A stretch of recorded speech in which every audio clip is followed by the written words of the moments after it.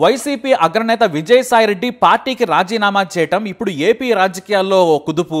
మరీ ముఖ్యంగా వైసీపీ నాయకులకు. ఎందుకంటే వైఎస్ జగన్కి అతి ముఖ్యమైన వ్యక్తి విజయసాయిరెడ్డి. ఆయన వలనే నాడు వైఎస్ సీఎంగా ఉన్నప్పుడు పెట్టుబడులు, డబ్బుల మార్పిడి, చేర్పిడి నుంచి సీఏగా ఆయన చేసిన సాయం కారణంగానే వేల కోట్లు సంపాదించారనే విమర్శలు మొదటి నుంచి ఉన్నాయి. ఇక జైలుకెళ్లారు జగన్. సిబిఐ నుంచి ఈడీ వరకు కేసులను ఎదుర్కొంటున్నారు. ఆ తర్వాత విజయసాయిరెడ్డి కూడా జైలుకెళ్లారు. నాడు విచారణాధికారులు విజయసాయిరెడ్డిని అప్రూవర్గా మారమని ఒత్తిడి చేశారు. విజయసాయిరెడ్డి అప్రూవర్గా మారితే జగన్కు ఈ పాటికి జైలు శిక్ష పడేది. కానీ జగన్ మేలు కోసం ఆయన జైలుకే వెళ్లారు. ఇటు జైలులో సహఖైదీగా కూడా ఉన్నారు. అందుకే వైఎస్ జగన్కు విజయసాయిరెడ్డి అంటే అంత నమ్మకం. వైఎస్ జగన్ సీఎం అయ్యాక విజయసాయిరెడ్డికి పూర్తి అధికారం ఇచ్చాడు జగన్. ముఖ్యమంత్రి అయిన తర్వాత కూడా విజయసాయిరెడ్డికి పూర్తి స్వేచ్ఛనిచ్చారు. రాజ్యసభ అనేది చిన్న పదవే. పార్లమెంటరీ పార్టీ నేతగా కూడా విజయసాయిరెడ్డిని అందలమెక్కించారు జగన్. ఉత్తరాంధ్ర ఇన్ఛార్జిగా విజయసాయి మినీ సీఎంగా పవర్స్ ని ఎంజాయ్ చేశారని చెబుతారు. అయితే ఆయన ఆ సమయంలో భూముల కబ్జా నుంచి అతిగా స్వేచ్ఛను వాడుకున్నారని జగన్ కు ఫిర్యాదులు వెళ్ళాయి. ఇక భూముల విషయం కూడా జగన్ కు చెప్పలేదట విజయసాయిరెడ్డి. అయినా కూడా విజయసాయిరెడ్డి జగన్ ఏది చెబితే అది చేశారు. జగన్ చెప్పారనే ఏకంగా చంద్రబాబు నాయుడు, పవన్ కళ్యాణ్ సహా అందరినీ బూతులు తిట్టారు. ఇక ఆయన ట్వీట్ల గురించి ప్రత్యేకంగా చెప్పనక్కర్లేదు. అయితే విజయసాయిరెడ్డికి జగన్ చుట్టూ ఉన్న క్వార్టరీ చెక్ పెట్టిందట. మరీ ముఖ్యంగా జగన్ బంధువు బాలినేని శ్రీనివాసరెడ్డి పార్టీ నుంచి వెళ్లిపోయేందుకు విజయసాయిరెడ్డే కారణమని ఫిర్యాదు చేశారట.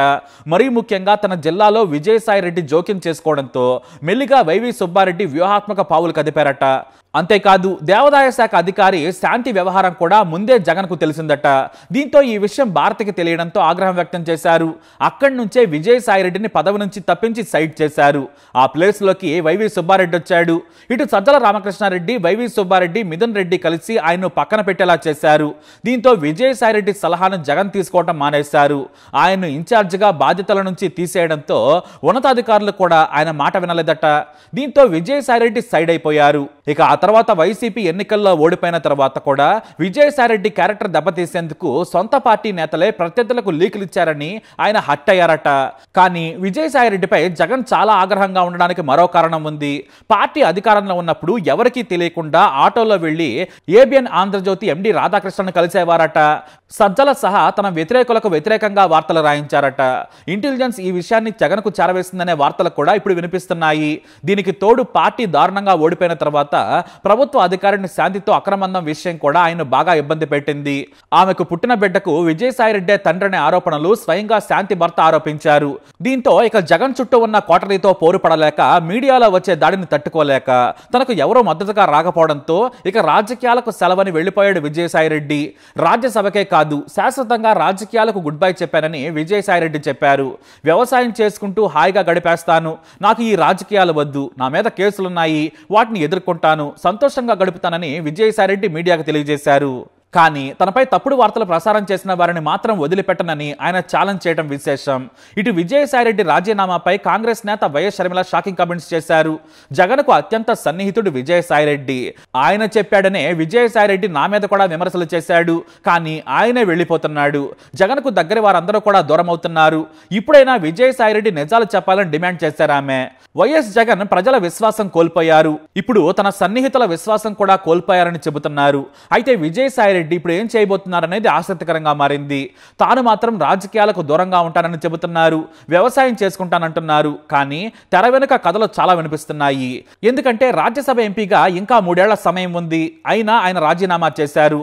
వైఎస్ జగన్ తో పాటు ప్రధాని నరేంద్ర మోడీ, కేంద్ర మంత్రి అమిత్ షాకు కృతజ్ఞతలు చెప్పారు ఆయన. అయితే వైఎస్ జగన్ ఇండియాలో లేనప్పుడు రాజీనామా చేయడం చాలా రూమర్స్ కు అవకాశం కల్పించింది. ఒకటి, జగన్ కు విజయసాయిరెడ్డికి చాలా గ్యాప్ పెరిగింది. జగన్ అపాయింట్మెంట్ కూడా ఇవ్వకపోవడంతో కలవడం కుదరలేదు. దీంతో ఆయన ఫేస్ టు ఫేస్ మాట్లాడలేక ఏకంగా ఫోన్ ద్వారానే జగన్ కు విషయం చెప్పాడట విజయసాయిరెడ్డి. లండన్ లో ఉన్న వైఎస్ జగన్ కూడా ఆయన రాజీనామాను ఫోన్ లోనే ఆమోదించారంటే మనం అర్థం చేసుకోవచ్చు. నిజంగా విజయసాయిరెడ్డిపై ఏమాత్రం అభిమానం, గౌరవం ఉన్నా కూడా తాను ఏపీకి వచ్చే వరకైనా ఆపేవారు. కానీ మీ ఇష్టమని చెప్పేశారట. ఆలోచించుకొని చేయమని పొడిపొడిగా సూచించారట. దీంతో విజయసాయిరెడ్డి రాజీనామా చేశారు. అయితే విజయసాయిరెడ్డి రాజీనామాను బీజేపీ చేయించిందా అనే కమెంట్స్ కూడా వినిపిస్తున్నాయి. మెగాస్టార్ చిరంజీవిని పొలిటికల్ సీన్లోకి తీసుకురావాలనుకుంటుందట బీజేపీ. యాక్టివ్గా లేకపోయినా కూడా రాజ్యసభ ఎంపీగా చేయాలనుకుంటుందట. అంతేకాదు ఏడాదో 2 ఏళ్ల తర్వాత విజయసాయిరెడ్డిని ఏదైనా రాష్ట్రానికి గవర్నర్గా పంపే ఛాన్స్ కూడా ఉందని కొంతమంది చెబుతున్నా కూడా ఇది సాధ్యం కాదు. ఎందుకంటే తీవ్రమైన ఆర్థిక నేరాల కేసులను ఎదుర్కొంటున్నారు ఆయన. కాబట్టి గవర్నర్గా విజయసాయిరెడ్డికి ఛాన్స్ లేదు. కానీ కేంద్ర మంత్రి పదవి లేదా మరో కీలకమైన పదవి ఇచ్చే ఛాన్స్ ఉంది.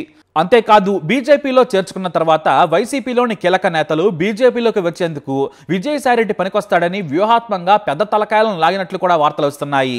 ఎందుకంటే జనసేన బీజేపీ ఒకటే. పార్టీని బలోపేతం చేసేందుకు కొన్ని జిల్లాల్లో వైసీపీ ముఖ్య నేతలను కమలం పార్టీలోకి తీసుకొచ్చేందుకు ఉపయోగపడతారని ముందే విజయసాయిరెడ్డిని వైసీపీకి రాజీనామా చేసేలా చేశారనే టాక్ ఏపీ పొలిటికల్ సర్కిల్లో వినిపిస్తుంది. ఏపీలో ఖచ్చితంగా వచ్చే ఎన్నికల నాటికి చంద్రబాబు వయసు దృష్ట్యా దూరం జరగొచ్చు. రాజకీయ ప్రత్యర్థులు కూడా బాబు వయసుపై విమర్శలు చేస్తారు. ఇక పవన్ ను సీఎం ఫేస్ గా మోడీ ప్రకటించే అవకాశం ఉంది. అందుకోసం కీలక నేతలను ముందే పార్టీలోకి తీసుకొని గ్రౌండ్ ప్రిపేర్ చేస్తున్నట్లు టాక్. ఇక జమిలీ ఎన్నికల పేరుతో ఏడాది ముందే ఎన్నికలకు వెళ్లినా ఆశ్చర్యం లేదు. దీంతో విజయసాయిరెడ్డిని పావుగా వాడుకునేందుకు మోడీ ప్లాన్ చేశారట. అంటే ఆయన ఏడాది లేదా 2 ఏళ్ల తర్వాత యాక్టివ్ పాలిటిక్స్ లోకి వచ్చే ఛాన్స్ ఉంది. ఇటు కేసుల విషయంలో కూడా బీజేపీ సాయం చేసే అవకాశం ఉంది. ఎందుకంటే సిబిఐ ఈడీ కేసులు ఉన్నాయి కాబట్టి బీజేపీ ఇబ్బంది పెట్టకుండా ఆయనకు సాయపడతారనడంలో సందేహం లేదు. ఇటు జగన్ కు కూడా పరోక్షంగా విజయసాయిరెడ్డి ఉపయోగపడతారు. అయితే విజయసాయిరెడ్డి పార్టీని వేయటం వల్ల జగన్ కు నష్టమేమీ లేదు. ఎందుకంటే ఆయన ప్రజానాయకుడు కాదు, జగన్ నిలబెట్టిన నాయకుడే. కాబట్టి ఈ విషయంలో జగన్ పెద్దగా ఇబ్బంది పడే ఛాన్స్ లేదు. ఇటు విజయసాయిరెడ్డి బయటన్నా కూడా కేసుల విషయంలో జగన్ కు సాయంగా ఉంటాడని ఆయనకు తెలిసిందే. మరోవైపు వచ్చే ఎన్నికల సమయానికి టీడీపీని పవన్ ద్వారా వీక్ చేసి కీలకమైన నేతలను వైసీపీ నుంచి చేర్చుకొని పాగా వేయాలనేది బీజేపీ ప్లాన్. అందుకే విజయసాయిరెడ్డి రాజీనామా చేశాడనే టాక్ ఉంది. మరోవైపు విజయసాయిరెడ్డి పార్టీని వీడడంతో సీనియర్ నేతలు చాలా మంది ఖుషి అవుతున్నారట. ఎందుకంటే ఒకప్పుడు విజయసాయిరెడ్డి ఎవరి గురించి అయినా చెబితే జగన్ చాలా బలంగా నమ్మేవారట. ఆ నాయకుడినే పక్కకు పెట్టేసేవారట. దీంతో ఇప్పుడు చాలా మంది నేతలు పండుగ చేసుకుంటున్నారు. ప్రస్తుతానికి విజయసాయిరెడ్డి వైసీపీ నుంచి వెళ్లిపోవడం పెద్ద కుదిపేమీ కాదు. కేవలం జగన్ కు మొదటి నుంచి తోడుగా ఉన్న ఆయన ఇప్పుడు దూరం కావడం అనేదే చర్చ.